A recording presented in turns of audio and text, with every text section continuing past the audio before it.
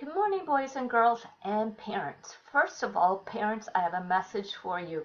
I sent you an email in regards to Moodle, just where we've moved some of the information to make it easier for you. But now for kids, let's go over your morning.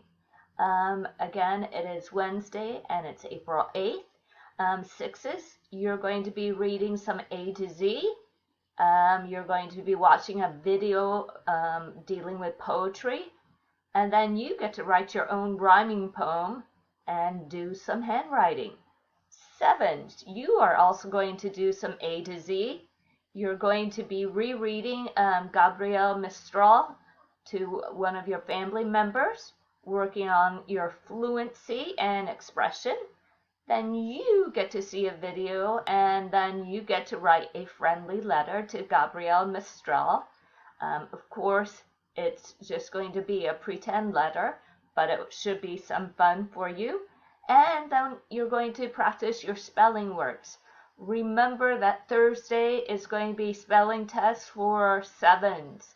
So you have one more day of practice. And I hope that you all have a wonderful day of learning, and I'll talk to you on Thursday. Thank you. Have a great day. Bye-bye.